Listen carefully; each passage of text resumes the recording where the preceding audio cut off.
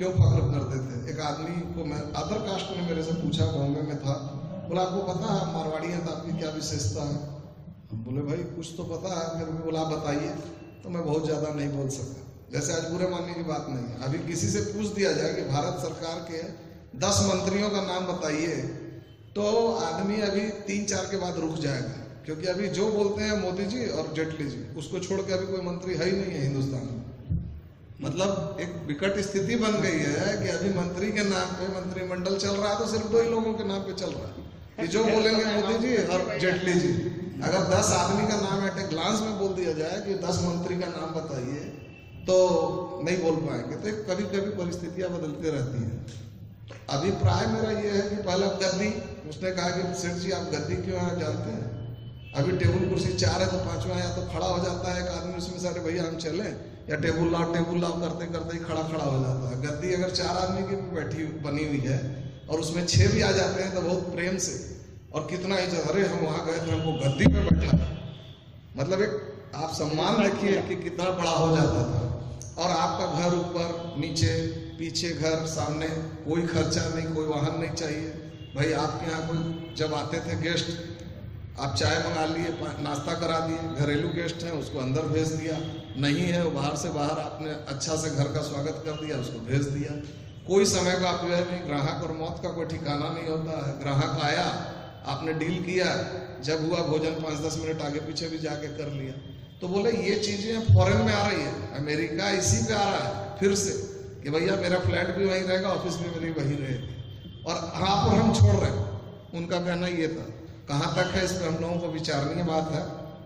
प्रदीप जी ने बोला कि पुराना व्यापार नया व्यापार, अभी जो हम लोगों ने नया काम लिया, कई कंपनियों से 8-10 वर्षों से जोड़ने का सौभाग्य प्राप्त हुआ, इसको ये लोग बोलते हैं रोड मैप। जैसे हमने बोला आपको कि अगम बुद्धि बानी और पिछम बुद्धि जाट, कि व्यापार जो चलता है वो अगर सोची से चलता है कि आगे हमारा सोचेंगे तभी व्यापार चल पाता है। आज हमारा सामाजिक दायित्व जो शादी विवाह बच्चों का करना, भाई बहन का करना है, वो भी अच्छे तरीके से सुव्यवस्थित ढंग से अपने बजट के अंदर क्यों हो पाता है कि हम लोग बहुत आगे से आगे हर चीजों का प्लानिंग अपनी क्षमता के अनुसार करते हैं। और तो मेरा कहना यह है कि इसको हम लोग रोड मैप बोलते हैं, अंग्रेजी में लोग बोलते हैं पढ़ाई में। रोड मैप का मतलब ये हो गया कि भाई जैसे अभी रामगढ़ जाना है कि हम लोग को पूर्णिया जाना है या दार्जिलिंग जाना है, तो हम लोग उसी हिसाब से चलते हैं कि भाई अगर रामगढ़ जाना है तो अब नहीं रुकने की दरकार नहीं। तो पहले रामगढ़ जाने के लिए भी एक जगह बीच में चाय पीने रुक जाते थे, और दार्जिलिंग जाते थे तो 2 जगह रुकते थे, जबकि कोई मैच नहीं है। लेकिन एक माइंडसेट है कि एक लंबी दूरी पे जा रहे हैं तो हमको 2 जगह रुक लेना है, और छोटी दूरी पे जाते हैं कि यार चाय कौन पी आप तो के बात है, तो यहाँ के तू ले जा रहे हो सुको पा कोई ले जा सीधे। तो मेरा कहने का मतलब उनका है कि हर प्लानिंग के लिए करके आप आगे बढ़ेंगे तो बहुत चीज होगा। तो अब जैसे नए बच्चे आते हैं, मैं बोल रहा था वहाँ कि अगर व्यापार के लिए बात करें कि बच्चा एक बोले कि बाबूजी 5 लाख रुपए लगाना है, तो बोलेगा कि है कि क्या है, मैंने समझा फलाना है ढिकाना है, वो अपनी भाषा में व्यक्त भी नहीं कर सकता। बहुत कुछ है, बहुत से गाने भी हैं, ये आंखें बहुत बिना कुछ बोल जाती है। देखिए जुबान है तो उसको वो देख नहीं सकती है, आंख है तो वो बोल नहीं सकती है। मतलब आंख देख सकती है लेकिन बोल नहीं सकती है, और जुबान बोल सकती है तो वो देख नहीं सकती है। और उसकी उम्र कम होने की वजह से बहुत बार होता क्या है कि वो अपने सब अंदर में कुछ है लेकिन शब्दों में प्रस्तुत नहीं कर पाता, गार्जियंस को कन्विंस नहीं कर पाता, और इसके चलते बहुत अच्छी अपॉर्चुनिटी मिस कर जाती है। मैं आपको एक उदाहरण देता हूँ। एक फोटो कलर लैब का धंधा जब निकला था, इसका सबसे पहले रांची में खोज करके लाने वाला था मुरारका जी। एक मुरारका जी कपड़े की दुकान होती थी, उनका लड़का लेके आया था, निर्मल मुरारका होता था मैं बोल रहा हूँ अभी, हाँ, बात समझ लीजिए। उनके पिताजी एक कपड़े के अच्छे व्यापारी थे, लेकिन अपने आप को काफी तेज तर्रार समझने वाले थे। बुलाए, उन्होंने कहा कि बाबूजी हम ये कलर लैब, कुछ नहीं बैठो दुकान में काम करो, कहीं कुछ नहीं जाना है, ये वो। उसने अपने दोस्तों में चर्चा की, उस दोस्त ने पकड़ लिया उस काम को, पार्टनरशिप में काम किया। वहां से होते होते 70-72 लैब तक जालान परिवार ने किया। आज वो परिवार विश्व स्तर तक में फैल गया। दुबई भी काम है तो मॉस्को भी काम हुआ, सो जो भी हुआ, लेकिन गार्जियन ने को उसने ये भी बोला कि नहीं तो हम पार्टनर बन जाते हैं। हम लोग सिर्फ भाग्य और बात बोल के टाल जाते हैं, भाग्य सबका होता है। लेकिन आप समझिए कि जिस आदमी के यहाँ सफलता चल पड़ती है उसका भाग्य हमेशा ही चाहे। बिड़ला जी के यहाँ 150 बरस से सफलता ही तो उनका भाग्य में तब्दीली नहीं आई है क्या?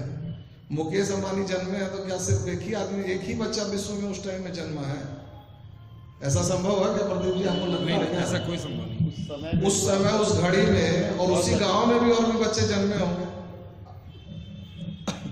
आज हम लोग कुंडली मिलाते हैं तो घड़ी और समय और चित्र देख के मिलाया जाता है कि हाँ भाई कहाँ जन्मे तो रांची में, कहाँ तो इतना बज के इतना मिनट में। तो जब सब जन्मे हैं तो एक सबका भाग्य वही होना चाहिए। लेकिन इसमें कई परिस्थितियां, कई बात अन्य भी जुड़ती हैं।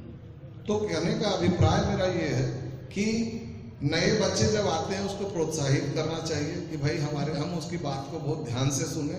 और अगर मान लीजिए वो 5 लाख रुपया बोल रहा है तो अपनी जो टोटल स्ट्रेंथ है उस पर हम कितने डावाडोल हो सकते हैं, कितने नहीं हो सकते हैं, इस बात को जरूर ख्याल रखना चाहिए। मान लीजिए आप और हम गार्जियन है, अपने टोटल 7 लाख की पूंजी है और बच्चा 5 लाख रुपया लगा देने बोल रहा है, तो मैं नहीं कहता हूँ कि आप तुरंत लगा दीजिए कि भाई उस टाइम में। लेकिन अपने पास में मान लीजिए 1 करोड़ की पूंजी है और 5 लाख लगाने की बात है, तो भाई ठीक है, या तो वो चीज बन जाएगी, नहीं होगी तो देखा जाएगा। ऐसा तो नहीं कि लड़खड़ा के गिर जाएंगे और 5 लाख पूरा तो नहीं डूबेगा, 5 का 3 हो जाएगा, 5 का 7 हो जाएगा। तो इस बातों को हम लोगों को बहुत विशेष तौर पे ध्यान देना चाहिए कि जब जो भी नई स्कीम, जो भी बात आती है उसको हम लोग ध्यान दें।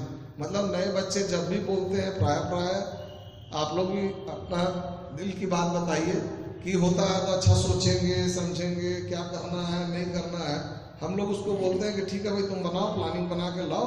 और हम लोग इस पर बहुत, क्योंकि मैंने अपने पिता से सीखा, हमारा कपड़े का व्यापार था, गले का व्यापार था, खूब अच्छा चलता था व्यापार। पिताजी को हमने कहा कि हमको ही नहीं पसंद आता, हम जहाँ जाना चाहते हैं नहीं ले जाएगा। बोला हमको कोई आपत्ति नहीं है, लेकिन हमारे हिसाब से ये व्यापार भी काफी अच्छा है, लेकिन तुम जो करना चाहते हो वो स्वतंत्र रूप से करो। न खाने की दिक्कत है, न खर्चे की दिक्कत है, न किसी सामान्य रूप से दिक्कत है। मतलब प्रदीप जी ने बताया कि पंचवटी में गए, भले इनको और नहीं होगा, इनके पिताजी से और इनके पुराने मकान से हम लोगों का रिश्ता, जब हम बचपन में, मैं 4 बरस का था तो इनके मेरी बुआ नहीं थी, तो एक ब्राह्मण परिवार था जिसको मेरे पिताजी ने बुआ बना रखा था, मतलब बहन बना रखा था। उसके नाते इनके मकान में हम लोग बच्चे से खेले, दुर्गी भाई के, हाँ दुर्गी बुआ के यहाँ। और इनके यहाँ वो साफ सफाई रहती थी पूरनमल जी जैन के यहाँ की, जिसका कोई हिसाब नहीं है शुरू से।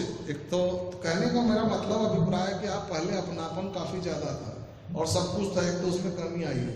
दूसरे की बच्चों को हम लोगों को करना चाहिए। अब जब मान लीजिए बच्चे को लगता है 2 बार 3 बार वो ऑफर देता है, अब जब बड़े लोग नहीं सुनते हैं तो लास्ट में वो देखता है कि यहाँ बोल के कोई फायदा नहीं है। और ऐसी कमी भी नहीं है कि छोड़ करके बक्सा भर के बम्बई चला जाएंगे, अब हीरो बन जाएंगे तभी लौटेंगे। पहले होता था, और कई परिवारों का है कि जब वो निकल गया और उसके बाद में कुछ करके लौटा, क्या फिर से उसको लौटने को मजबूर होना पड़ा।